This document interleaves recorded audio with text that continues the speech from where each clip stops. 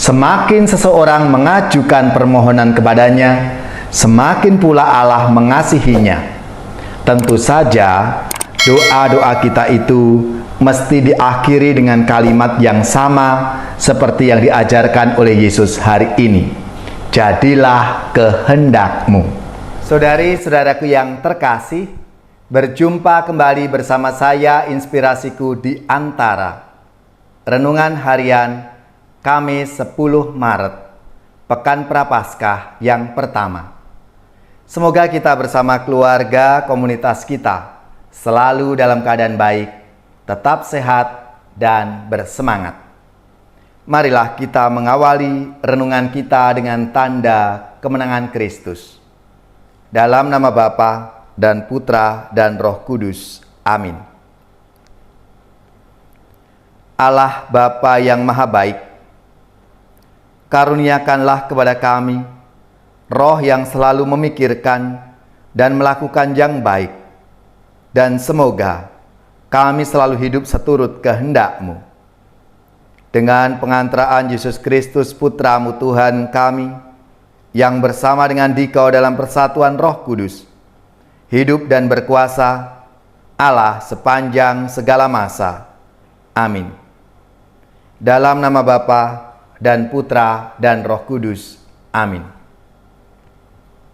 Inspirasi kita hari ini dari Injil Suci menurut Matius bab 7 ayat 7 sampai 12. Marilah kita bersama-sama membaca dan merenungkannya. Dalam khotbah di bukit, Yesus berkata kepada murid-muridnya, "Mintalah, maka kamu akan diberi.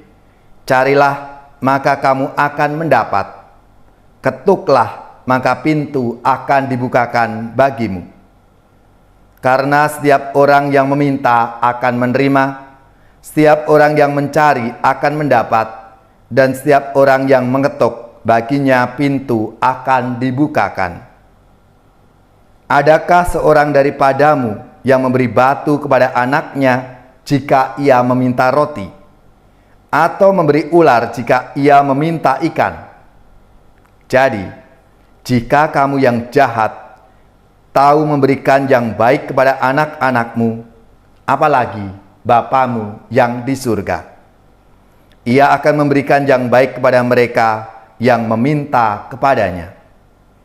Segala sesuatu yang kamu kehendaki supaya orang berbuat kepadamu, perbuatlah demikian juga kepada mereka. Itulah isi seluruh hukum Taurat dan kitab para nabi."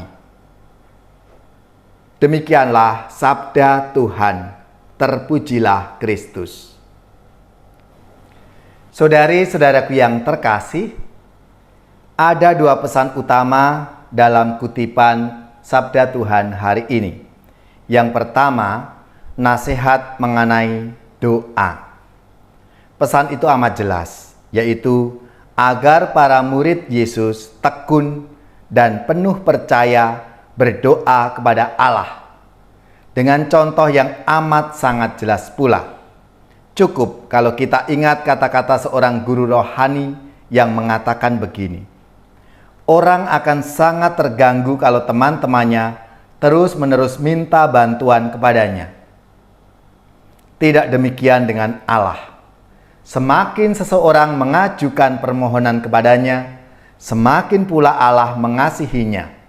Tentu saja, doa-doa kita itu mesti diakhiri dengan kalimat yang sama seperti yang diajarkan oleh Yesus hari ini.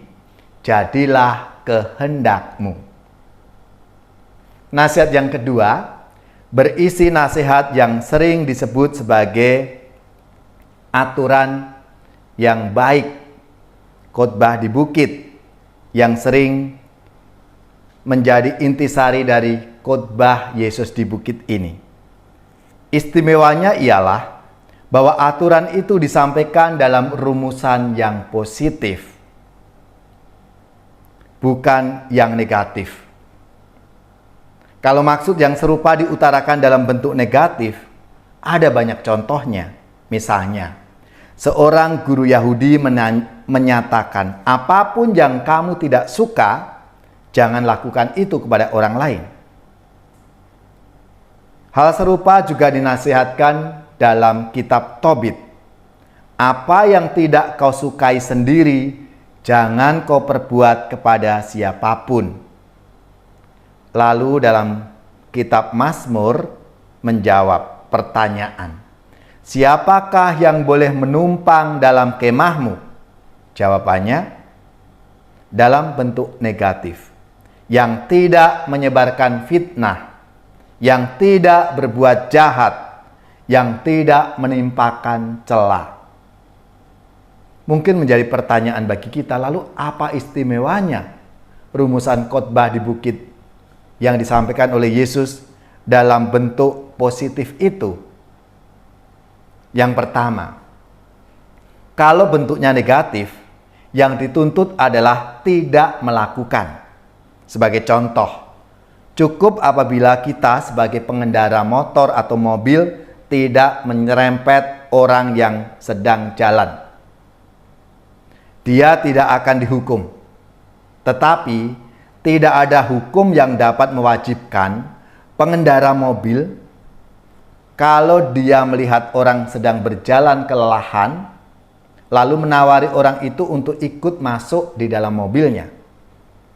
Dengan kata lain, dalam bentuk positif, aturan itu mengungkapkan sikap atau keyakinan bahwa kita mesti memperlakukan sesama kita tidak sekedar menurut tuntutan hukum, melainkan sesuai dengan ukuran kasih.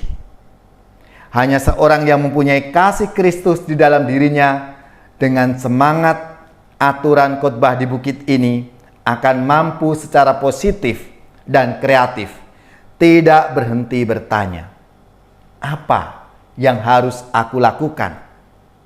Bukan terutama apa yang tidak boleh aku lakukan bagi saudara-saudariku, agar dia dan aku sendiri mengalami kebahagiaan.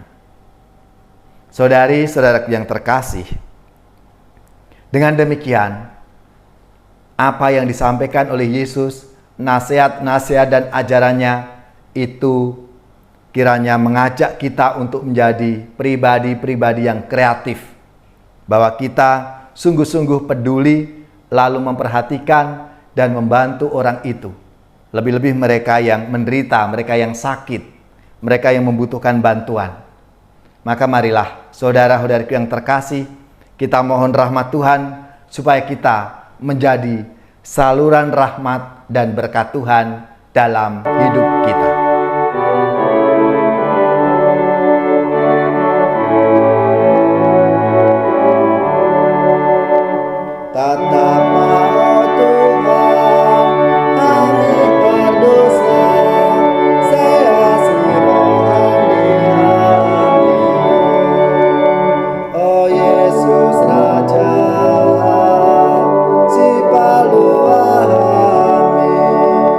Tong tong tuo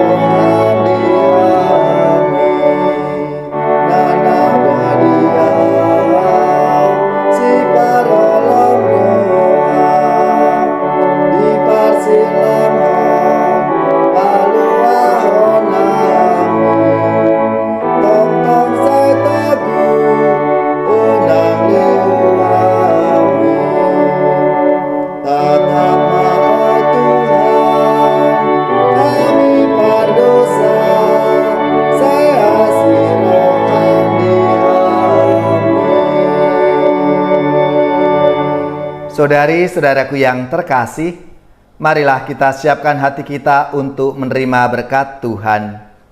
Semoga saudari-saudara sekalian, keluarga-keluarga, komunitas kita, orang-orang yang kita doakan, mereka yang sakit, yang menderita, seluruh tugas, belajar, pekerjaan, usaha serta karya pelayanan kita, dibimbing, dilindungi dan diberkati oleh Allah yang Maha Kuasa, Bapa dan Putra dan Roh Kudus. Amin.